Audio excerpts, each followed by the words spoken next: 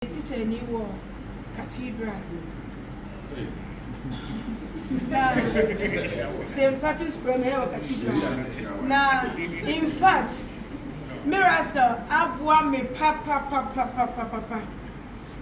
Now, kwaya Miira first abua me nie. Nati ade ha me from menkura brem na me dia nyini. Nti bibia ya me a se ai e dada na. Me tiri sha se me friend papa e dada na. Me de dada na me de ko. Enti one day me sanko problem kese bim awaware mu na in fact me dina classroom ba sa me kira ade se ya me timi to hwe na hospital nuro ni de yetimi ma ba ko am say 6 am me no ma meda enso still stress no me timi na me ba school ma me ti dina so akoma isusu ya dan ejina so ebo kaw se me fun kra na ebele a me hutimi wo so enti na so kra ma doctor see yam fa me fun ya dan ento silence a call kra ba me nte enti one day na me teacher ni ba gra che say madam me ton duro bi o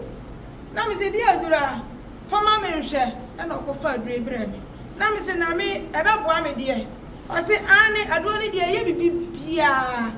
obeye omu adu obakura ni ema bia nsi yo mate eni ema bibia na me je half na me konom ye within 3 days you know me they are rough me late kura ma headmaster ka say na na dia den na me say me po me ni mo nti mani na sense abo enti me bedu ya no na ka che master say ana adu ni abo me na me ko teacher ni ho na o ka che me say adu ni dia onu ma obeda o na me say oh and there no wonder ndano so de me da and the akase me de me didi asan aka ho after when I started say dane niama e wo me sister ni ti yare ne san bai na me friend Dr. Safo ana ka tell me say ai eye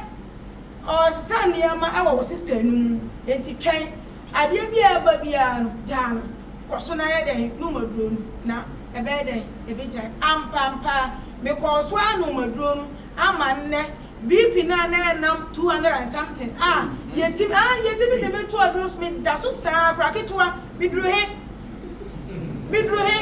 enne adia mahu ni nne me ba am be ye test no enne nam 100 and over what 59 in who be that in who be that na me de bo ba ako akunu ma mienu na ya operation fibroid operation 3 years ni. And after that, you know, me was here. Me dear me say, ebi afena. Ya bibia for Emma. Me poya Dr. Kates ye nyehwe ebeba. Afede nduro ni dia ma no me nduro wa si if care na for ma no ni nyina. Me no nkra na me ho na nkra de eya me ya. Omusi moja me nu me moja duro still ade na ya de Emma de aba do me aba no. Eba 2 days can be kurampo na se na trinity a 3 days na enye den ema eno nso mpo na ba no just 1 day na me hu se na dia ye den aba nti na me nim sa me yare na doctor so di ka kira me so se sa dia ni de ye year some years to come no wan hu aba den ebe sa aba nti na aye me hu me starting say me fa Miira no nyankopon pa David ya mantimi anko school me friend doctor say jano nomra buy 10 good days na then that so me wo testimony ni that my use say see metimi ayi a kira ho me try ni picture ade yi ye to form no me try ni picture say the to say me the buy dey e be dia dance here I wo Miira product ya my dey my in fact me nuanu ma mo ha eya du papa na me kan tia obi aso na all sound so sane ye den ha me and doctor way ne number ne testimony na sane ye den ma me through that after operation na no mo discover all sound so sane ye den come no dia ma to be papa also no week bia me do more than 500 cedis almost no papa but still ma do no papa ya ta so me nya yaresa Miira ama manya ya sa ene